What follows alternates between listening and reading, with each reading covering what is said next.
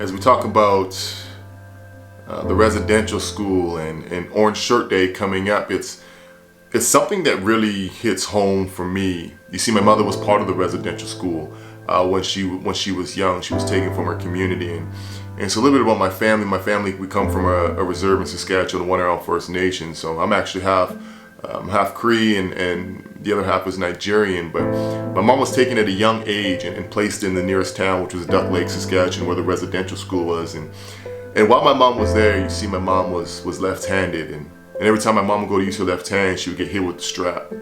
My mother also spoke her Cree language fluently, so every time my mom would go to speak her language, my mother would get slapped in the mouth.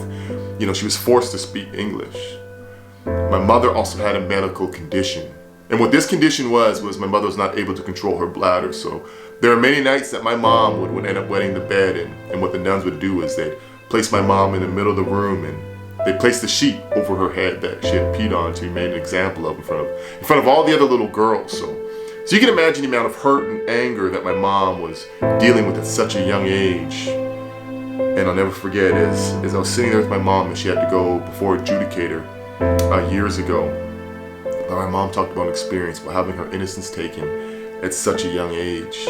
You know, not only was my mom physically abused, my mom was also sexually abused. And so now when my mom was done with the residential school, my mom ended up moving to Edmonton and is now making Edmonton home. You see, my mom didn't know who she could talk to or who she could trust, so my mother ended up turning to drugs and alcohol as a way to numb her pain. And so I remember growing up on welfare and oftentimes not knowing where I was going to get my next meal from. But one of the things that as a young kid that I really didn't understand but also hurt at the same time was I wanted to play sports. I wanted to play hockey, and my mom just didn't have money to put me in hockey. You know, the next cheapest thing was football, and we had another family come in and pay my football fee so that I was able to play football.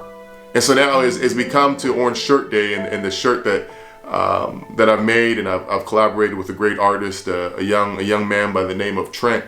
So all the 100% of the net proceeds from this shirt are going to go towards Indigenous families in need that are struggling financially. If it's maybe we can put some groceries, get them groceries, or else help put up funds for the kids to play sports.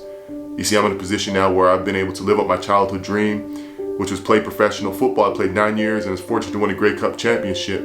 But I'll never forget what it felt like to be that young kid and not being able to play hockey, which was my first love, because of a financial barrier. And so now that's my hope, is that when you guys do purchase these shirts, that you know that it's going to help people that are in need, and it's going to help eliminate that financial barrier that so many people are affected by.